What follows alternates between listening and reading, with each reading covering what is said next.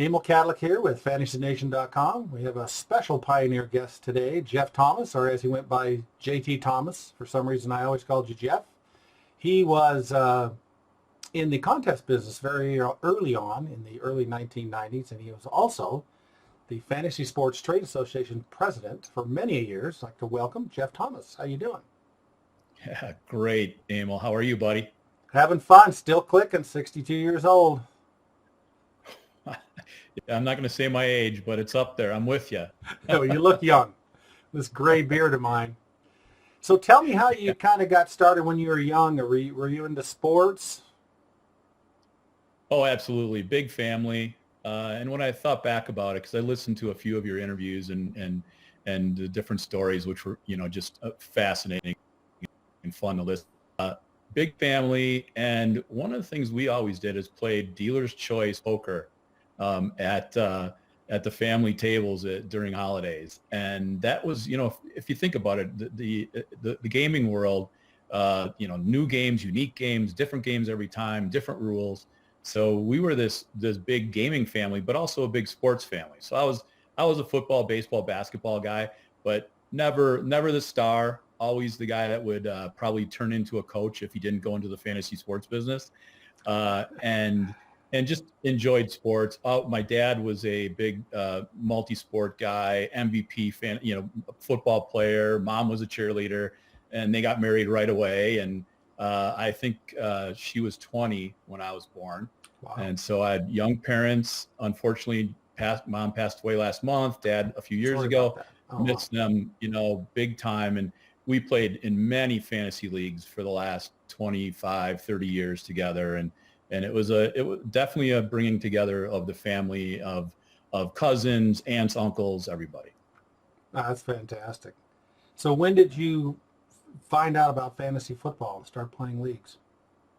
Sure. I played in the mid to late 80s, started playing my background is software development. And so I had a bunch of techie nerd friends, and we started getting into sports, and I played multiple different types of games. One of the games I played had a regular season component and a postseason component. And that I realized that kind of led to what I ended up doing with Sports Buff, which had a regular season component. And then we sent the winners to Las Vegas for a postseason draft to determine who won the large prizes in the end. So it was a very unique experience, got to meet customers.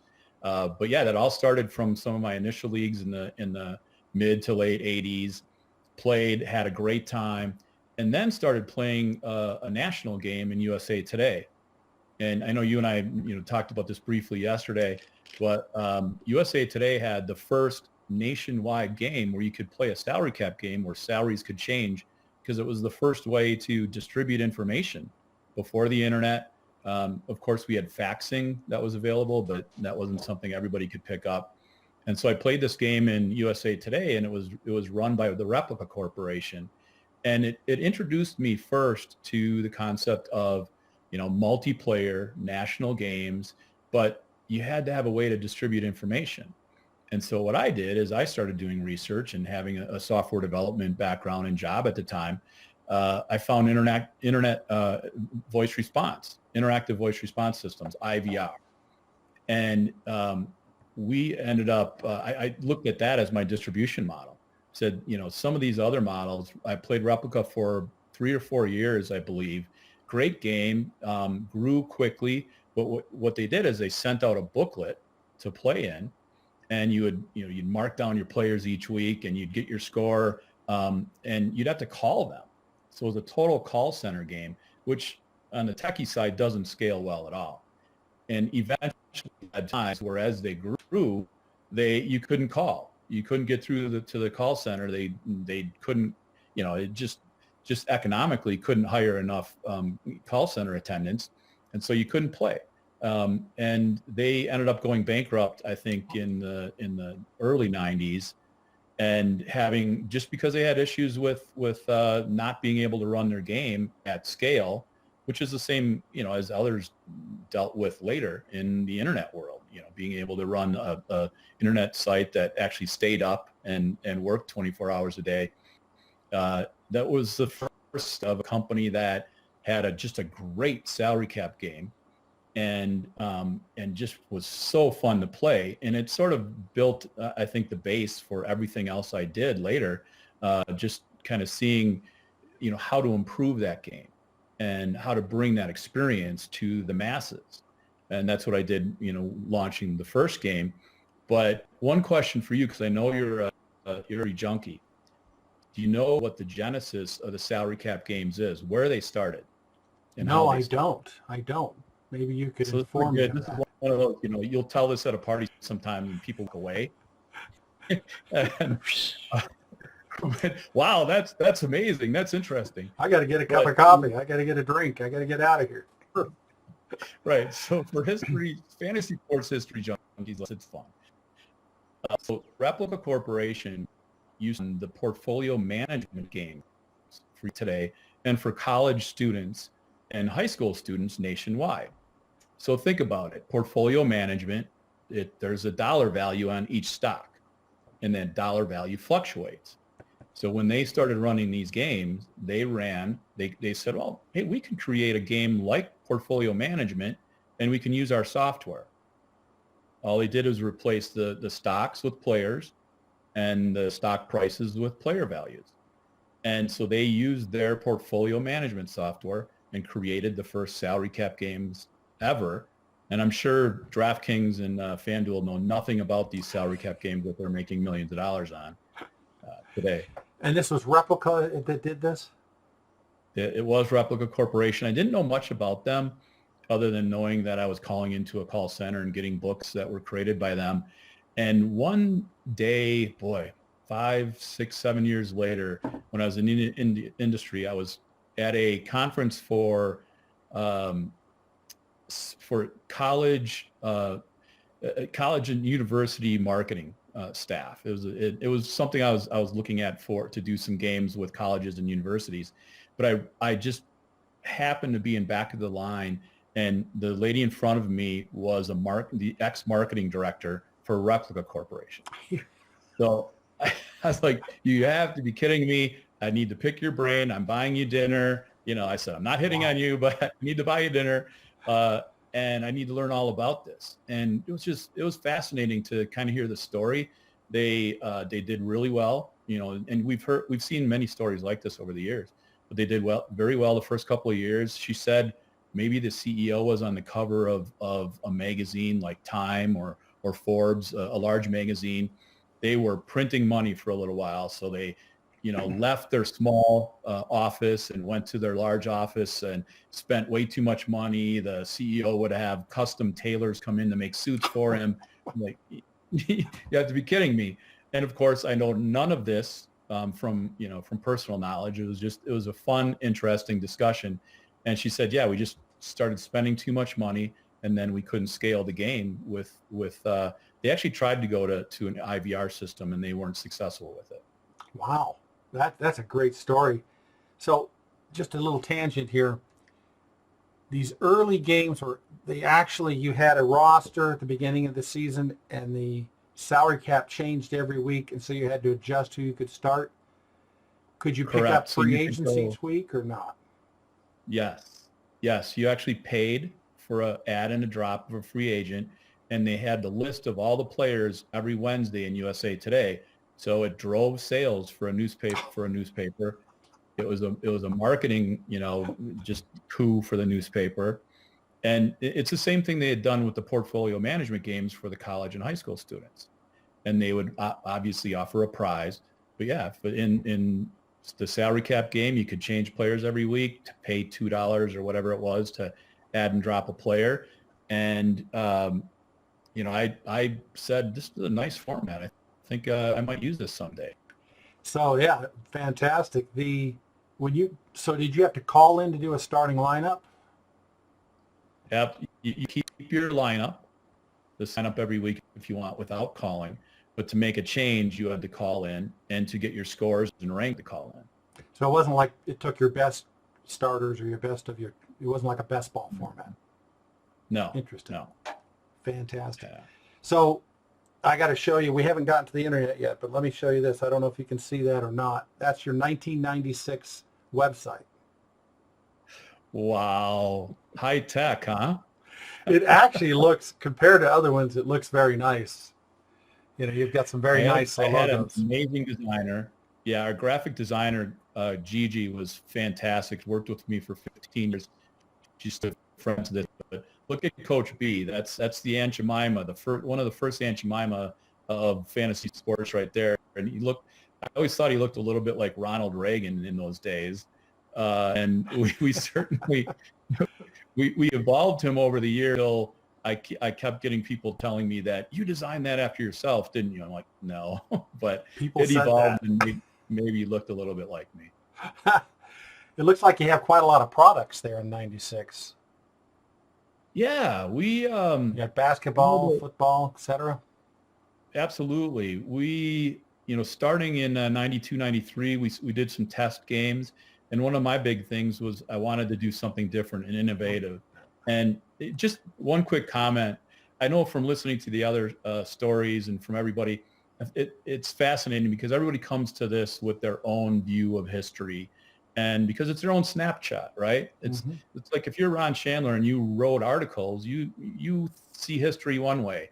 And if you're in the high stakes or the commissioner industry like yourself, you're a pioneer. You started high stakes gaming and fantasy sports, and you come at it with one view of history. And I come from more the multiplayer national game perspective, and a lot of my history is totally different than others. But we all had this common thread of a game in the middle, right?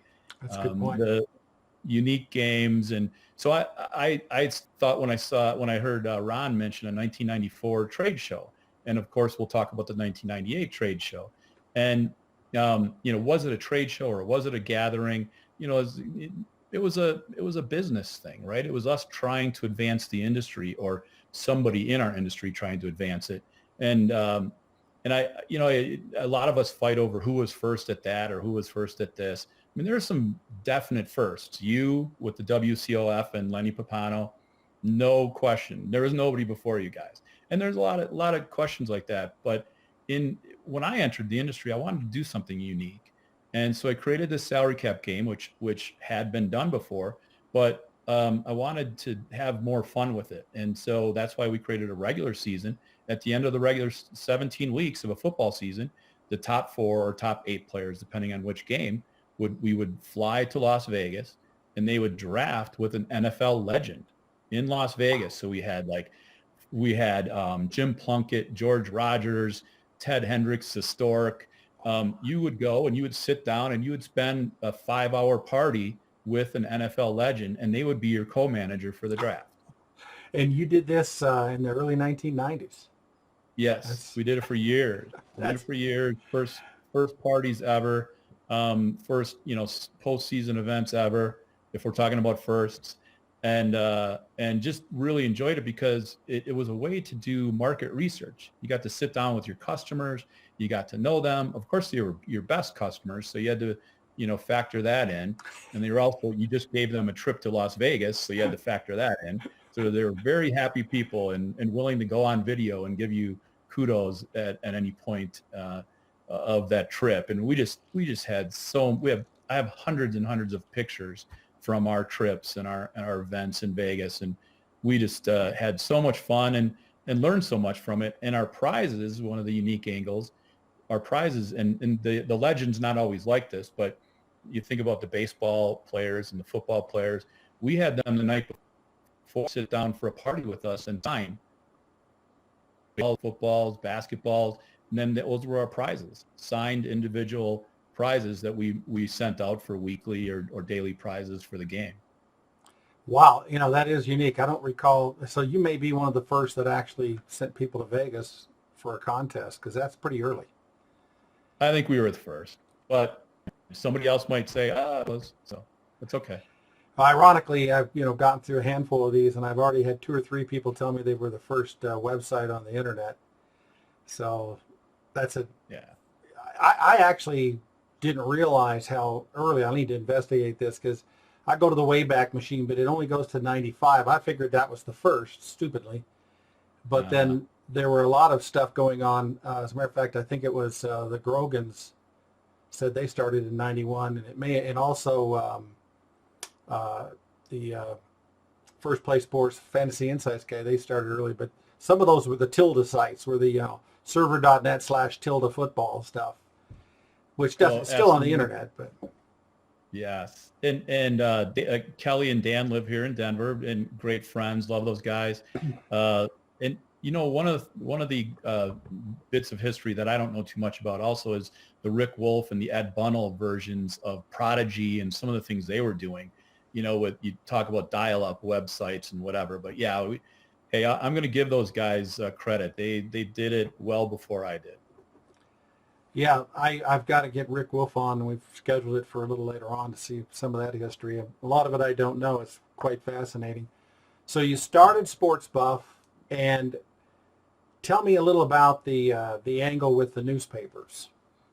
Sure. So early on, 1993, I started looking at we actually had a game called Buff Ball, and I didn't keep that name for very long, but we had sports buffs play Buff Ball. And there were so many naked connotations there, I think we had to go away from it. But we changed that to Sports Buff Fantasy Football. But in those first years, it was playing Buff Ball. And I'd go out and I saw a newspaper game in Madison, Wisconsin. I lived in Wisconsin, and, the hub of fantasy sports in many ways was Wisconsin for many years. And I saw this newspaper game, and I said, well, what is this angle? And the first newspaper, I'd started doing some research, and I found a 1988 newspaper game. And that was done, I'm going to remember, Bill Junkin. So Bill did a game in the LA Times. And with all of our businesses, we have to figure out how to monetize, right? And that's how a lot of these businesses are different. So Bill monetized the 1988 game with advertisers. So he brought a bunch of advertisers to a game and had a newspaper game in the LA Times, and was a pioneer in advertising-based games. And then I think probably Sportsmark picked up on what he was doing. This was a company out of Calgary, Canada, and they started doing some of these games. And I saw that, and I said, this is great. I want to play games, but I can't spend enough money in newspapers and magazines. Call you up and get an ad in Fantasy Football Cast, which I did a time. But it still wasn't enough. I started one of my first games. I advertised quite a bit in Pro Football Weekly. So I was working in the Chicago area, and the Football Week met Harkish and Bob Sherman and Rick Korch. And one of the first games was the winners went on a Carnival cruise and did the postseason draft on a Carnival cruise instead of Las Vegas. And Rick and part of them, Rick and Bob, and they're on the cruise with us. And we just had fun. They were our experts. They were our expert analysts for the draft. And I have one pick somewhere from that cruise in 1993, 1994. And it had Mike Dreckman was in it, who was my first, who went on to work at Stats Inc. or Stats LLC. And just had a blast with it. But when I looked at trying to get enough people to play a game, there just wasn't enough money in my bank account to go do this, and you still couldn't get enough players. So I looked at what my background was marketing, and when I got into the industry, I was more of a business nerd than a fantasy sports nerd. I got into it because I saw a chance to create a traditional brand in a new and emerging industry. And that's why I created Sports Buff and Coach B and had this brand that had all this potential, and I could market in many different ways. But customer acquisition was a big challenge. And how do you acquire more customers? So I went to the newspaper angle, and I really created Sports Buff as an eclectic marketing agency instead of a fantasy sports company. Oh. We did games for more than 200 newspapers in the country in the 1990s and another 200 in the 2000s. And the whole angle was, this is a way for you to benefit as a newspaper. Like, think about USA Today when they worked with Replica. They sold newspapers every Wednesday because you had to pick up the salary caps on every Wednesday. Well, we put in an ad in the paper. They had to commit to 8 full-page newspaper ads, and then they put results in the paper every week. And we developed an interactive voice response system that allowed you to make unlimited trades every week, which of course you had to pay for over the phone. So you'd call and you'd say, I'd like to add Brett Favre and drop John Elway. And you'd say numbers or punch in numbers. And that's how you played the game. And we ran games for millions of people in the newspapers. Wow. And I think it's something people forget about in the history of fantasy sports. Sportsmark and Sports Buff competed in every city of the country to try to win their business for fantasy games. And, you know, the industry in the early 90s, late 80s was probably a few million. Well, it would have been completely different without regional newspaper games, because people weren't able to play those styles of games. There was no way to play them. There was no internet, even though, I've heard people say, well, I started an internet game in 1992. Well, 10 people played, on dial-up at that time. And so the mass market games really were these newspaper games. And I think it really helped educate consumers on fantasy sports and taught them the concept of the game. Sounds like you did a great job. So were these newspapers supposed to print the top people each week from the previous week, or? Yes. Yeah. Think about, I remember a game where we maybe had 75 newspapers. So we developed software that calculated all the scores and then consolidated, they created separate files for each of the newspapers. And then we sent those files to the newspapers and they laid those out in an ad. And they put those ads in the newspapers each week of the weekly winners and then the cumulative winners season to date. And of course, we encourage them to have prizes on a weekly basis and a season to date basis. Yeah, that sounds like a great marketing opportunity. Who wouldn't want to get their picture, their name in a newspaper because you're a fantasy winner? Even back then, that'd be incredible. I mean, you'd be putting it up on framing it and putting it on the wall. So each newspaper had their own separate contest? Or was it all mixed together?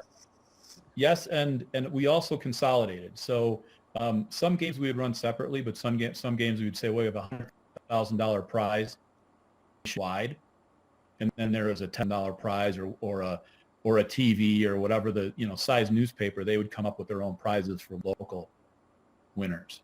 Oh, okay, that's fantastic. So then came the internet. Really? I mean, like 95, 96, 97, did that change your business? Absolutely. But, we transitioned. For a while, we had an interactive voice response system integrated with our website. And I wish I had that for another 5 years after that. I think it took a lot of consumers time to transition. They didn't want to go to the internet. They wanted to keep using the phone. But the biggest change in the business, I think, for us was in 1995 when Prime Sports picked up the phone and called us, and they were going to start a national fantasy football TV show and a national fantasy baseball TV show out of the Dallas area. Norm Hitchkiss was one of the hosts early. Brady Tinker was a host later. And so they wanted to start this game, and they hired us. We signed a three-year, $1.5 million deal. In 1995, that was huge to develop their games, operate their games, and run their games for their television shows.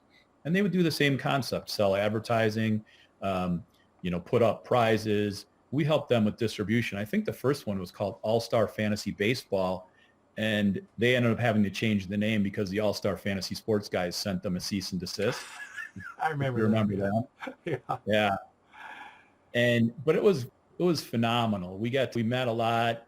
And in those years, if you remember, that was when the NFLPA started getting involved. And Pat Hughes was one of the sponsors of their television show with the Terry Bradshaw fantasy football game. And so when I would go to Dallas for these games, for these TV shows and get for client visits, I got to know Pat Hughes at that time. He was on one of those first television shows, and we integrated that game and we developed a great game for them. I think they changed the name the next year, and then they did a football show. And unfortunately, a year and a half into the contract, they decided they wanted to do the game on their own, even though we had a 3-year deal. So of course, I wasn't very happy with that. And I brought them to court, and it wasn't a fun experience. It never is. But they were this large corporation owned by Liberty Media. And I said, no, you can't step on the little guy. We had a deal, and they said, well, we see this one paragraph, and we're going to use this termination paragraph to say that we can terminate. I said, no, you can't. So we spent 2 years in legal battle. It culminated in a meeting for 12 hours in Houston, Texas. One of the worst experiences I've ever had in my life. We did win, quote unquote, win by getting royals for the coming years, and also get a flat fee payment out of that. But I'll tell you, if you ever can avoid mediation, avoid it. You start out, and this is a kind of a fun story for me at least, but you start out in the same room, and my attorney, then you go to separate rooms. My attorney, patted me on the back and said, I'm just so glad you didn't jump across the table and choke every one of those guys.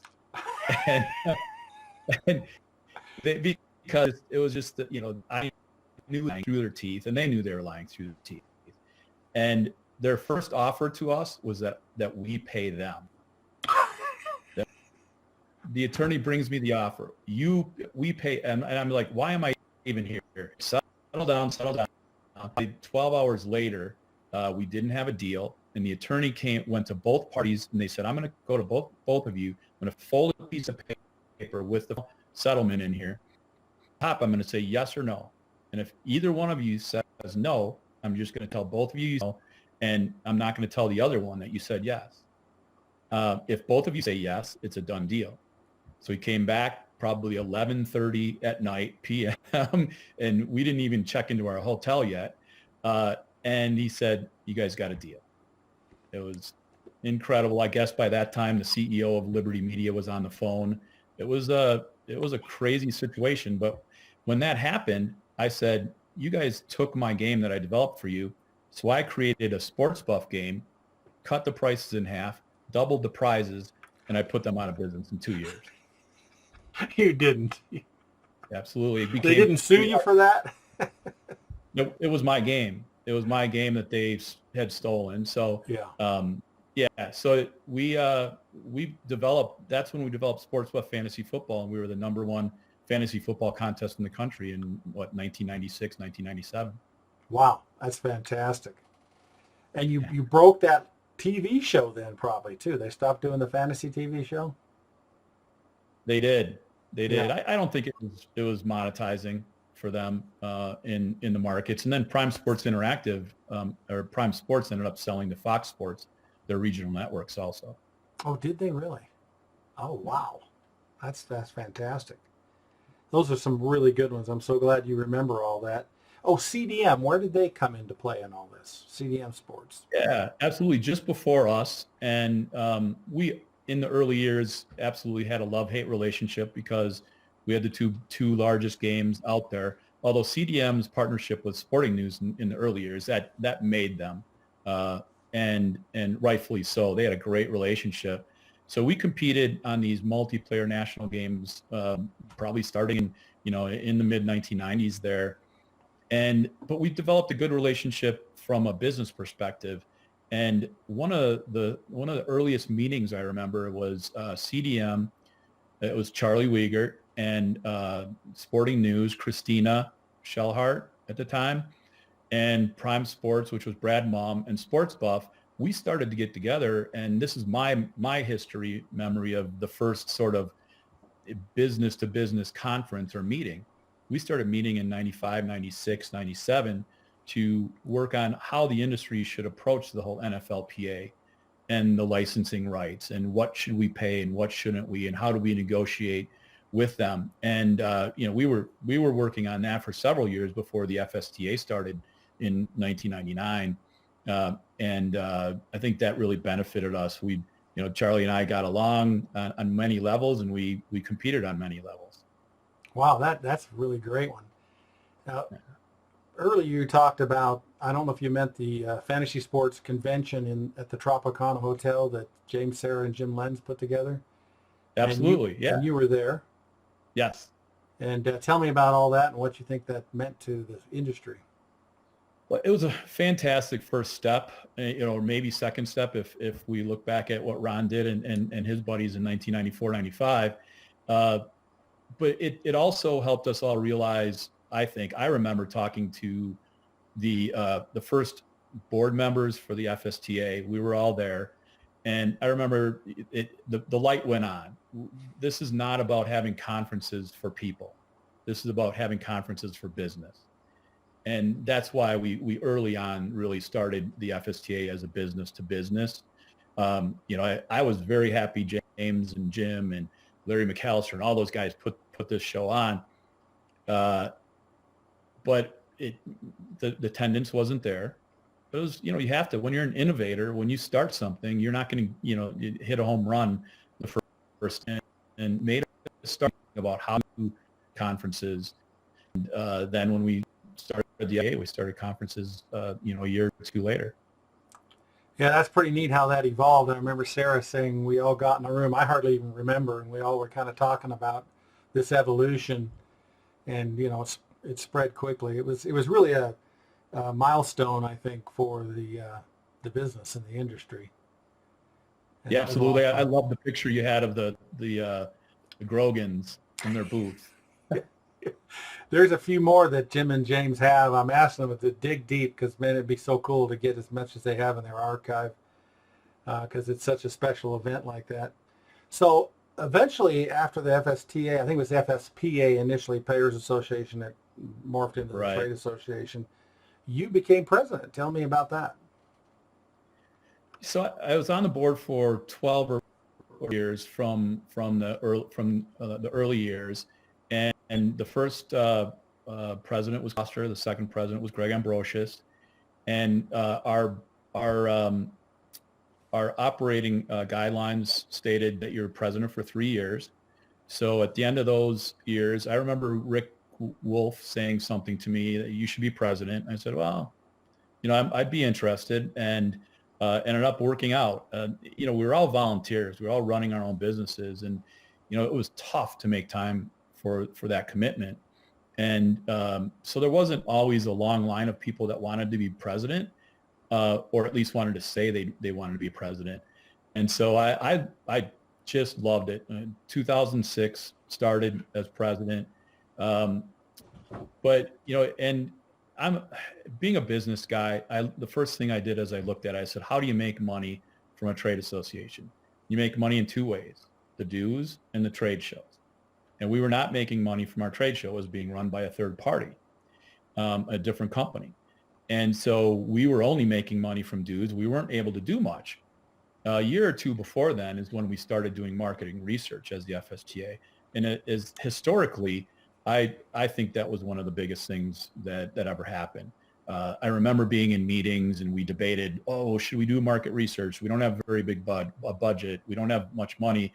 And I remember saying that this will be the biggest thing that we can do for the advancement of this industry ever, is to start doing market research and to start sharing statistics and demographics of customers.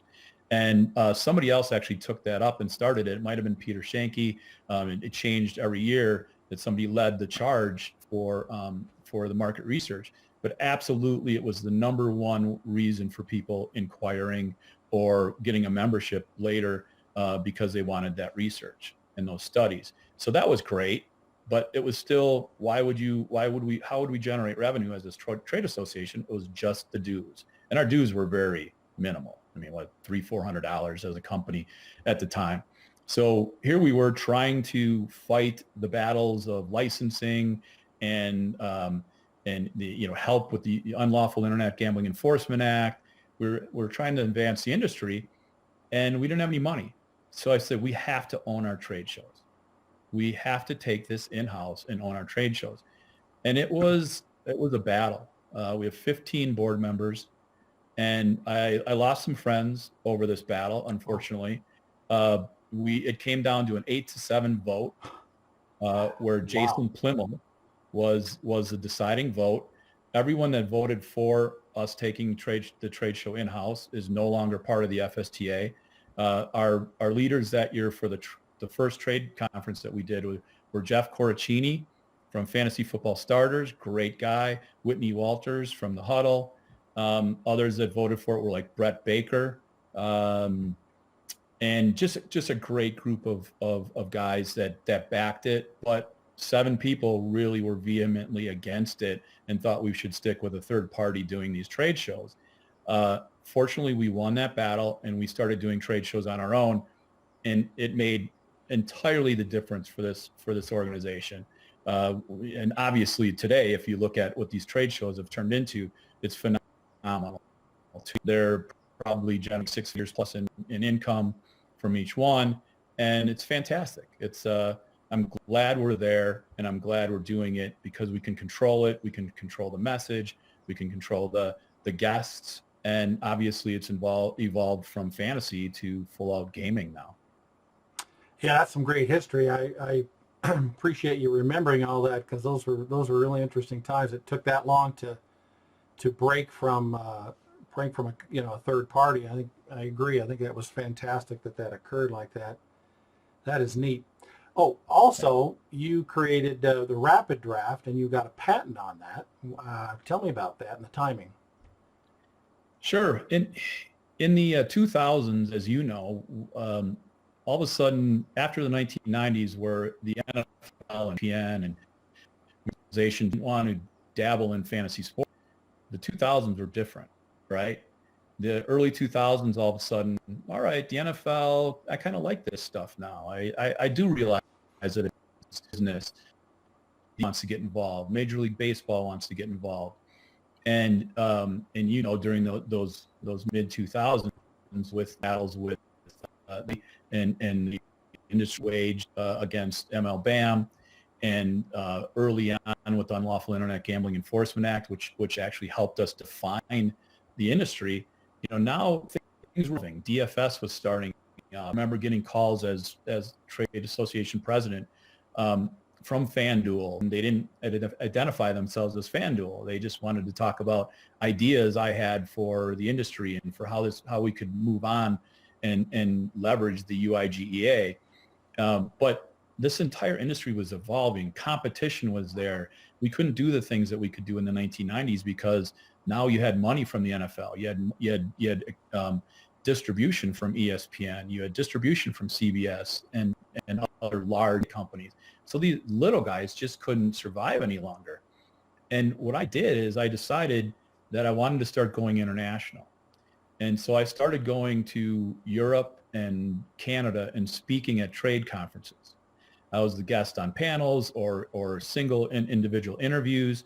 And I started trying to educate the world on what fantasy sports were and what fantasy draft games were. And they were not interested in the early 2000s. They were like, there's no scale here. We cannot generate enough revenue from these games. And so I said, so what do you want? And I spent hours and hours with some of these gambling and gaming companies in Europe. And Game Account was one of the early companies I worked with, and they were skill gaming company. Didn't work with them. I wanted to work with them. I wanted them to integrate all the sports buff games into their platform and start distributing them to the gambling companies and to the gaming companies. And we weren't able to make that deal, but I met so many others, from William Hill, from so many other gambling companies. And I actually spoke at a European lottery commission, and we almost got 10 countries to work together on a fantasy sports lottery game for soccer. Wow. And for the World Cup. I look back, I wish that would have happened. It would have been so cool and so fun to roll out. It never did happen. But what I learned during that time is they wanted more the ability to play immediately, on-demand gaming. And as you know, in the industry, 10, 20% of people played salary cap. 80% to 90%, with some overlap there, did draft style games. So I started thinking, how do you scale draft style games and allow you to play those games just like you play poker at 2 a.m. when you can't sleep, right? You could not play fantasy football. You cannot play fantasy baseball at 2 a.m. You cannot do a draft, right? Mm-hmm. You could do mock drafts, but usually mock drafts were a month before the season, and that's it.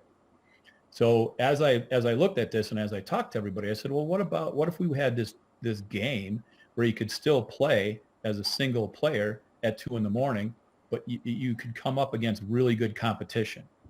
And, in those years, you would go to a mock draft on ESPN and you'd get a kicker in the 4th round. You weren't playing against smart players. Mm-hmm. You were playing against terrible teams, and it would never work out. Now that of course evolved. So my thought was, let's develop a game where an individual can come in, they can pick their draft spot in let's say there's 12 players in a football draft. You can pick your draft location because it might help you practice for what you're doing later also. And then you were drafting against experts. And so we created artificial intelligence bots behind 11 other players, and those were based on people from footballguys.com, from USA Today, from FF Today, from many websites, and people that were behind those bots. And what I did is I called them and interviewed them on how they drafted, their general draft strategy, and we wrote programs behind every one of those bots to draft intelligently. They would, and then we put the player rankings from each of those individuals behind that player strategy. And I'll tell you, you could play that game and draft that game and just have a blast, and you were absolutely getting killed by a 5th round pick, one before you were just about to draft because you wanted that player. I mean, there were no kickers drafted in the 5th round. They were drafted in 9th, 10th, 11th, 12th rounds. And it turned into just a fantastic game that could scale. And we had a blast with it for a while. Yeah, that's some great ideas. I think all the detail about the strategy and getting real experts and having them all put their cheat sheet up that they can modify. The customer must have been, here I'm playing against these people that, are experts. And I mean, I think you had Ian Ritchie at the time. He was an expert. I don't know if he had a contest or he had a company at the time, but he was an expert. He was one of the top high stakes players in the world. Yeah. And here you are playing against them. So I think that's a great idea. And like you said, you don't have to get a bunch of guys together. It's 3 a.m. You decide I want to do a fantasy draft and have a league or have it count. Yeah, I think that's fantastic. Yeah, Ian was, and I did that because I was playing courtesy of you. Thank you, Emil, for creating high stakes games. And I played the first WCOFF. I played many games since then, and that's how I met Ian Ritchie. Oh. And many high stakes players. And I, like you, I said, these players are the knowledgeable players. I joke with analysts that are out there that are my friends that you're not an expert. Stop calling yourself an expert. You're an analyst. You're an entertainer, and you entertain. And I love that, but I'm kicking your butt in this experts league. So stop calling yourself an expert. And I don't want to call myself an expert either. But so Ian was the expert, and guys like Ian were the experts. And that's why I wanted them in the game to mention them. And what we did that was fun is I tried to create the first visual game. So we created a sports bar atmosphere. We created avatars for every one of the players. And when you, let's say, decided you wanted to draft 3rd, you built your avatar, and we put you in the 3rd spot in the draft. And then we randomly generated locations for the other 11 drafters, and we put those 1, 2, and through 12. And so each avatar would come up to the podium and make their pick. And of course, we were pretty high tech. We weren't, the best as far as moving the avatar and creating this great graphical game. But we had, probably the first graphical game in fantasy sports, and crazy enough, there hasn't been one since. You see most of the games are still text-based games, and sometimes with a picture or a photo. But I'd love to see somebody spend some money on a really well done graphical draft style game. That's a fascinating story that nobody's done it since. I just didn't think about that. But I remember how it was really good. It may have, the look of it when you go into the bar, and the whole concept I thought was fantastic. And we had fun with it. And, just like everything, we built the business. I had people coming to me constantly wanting to do business with us, and I sold the youth rights to a billionaire, and he wanted to develop a game in a locker room and the avatars would look like a basketball player, and dressed up in different ways, and he ended up getting the youth rights and agreeing to fund us for years, and ended up unfortunately not working out. We had to close down the company because he ended up breaking the contract, and I didn't have the 2 or 3 years to go into a battle against him, which was unfortunate. But that ended Rapid Draft, and we ended up selling the patent later to Interactive Corp, IAC, and they created a game that was all text-based game, but a nice version of it. And unfortunately, it was around the time that DraftKings and FanDuel started spending their $200 million. And you remember those years, right? Yeah. You remember you couldn't watch a television show of any kind without seeing 3 or 4 of those commercials. And so we tried to do this game. They actually bought the patent and hired me as a consultant and to run marketing and business development for them. And it was fun. It was fun to get back from the small business world back into the corporate world. And they tried that for years. And the ex-CTO, Mike Prez of Match.com led that group, and just a brilliant man, and it was fun working with him and in a group of really smart people and great web developers and great game developers.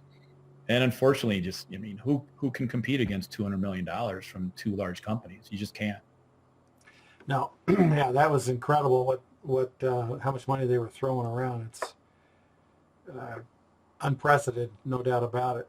Unfortunately, the state politicians saw that also and decided they wanted some of that. And that's another story that we probably don't want to get into. But it definitely changed. It changed how fantasy companies work these days. Even the in-season ones now have difficulty. They have to go through a lot of paperwork, and they have to do a lot of spend monies in certain states or stay out of states because of what happened with Daly. It wasn't their fault, but they got wrapped up into it. So Absolutely. What have I forgotten here? I've got all my notes. I don't have anything left on these notes. Do you have some other things you want to hit on? I think that was a good overview. I just enjoyed over the years developing friendships like ours, and just meeting great people and other like-minded people over the years.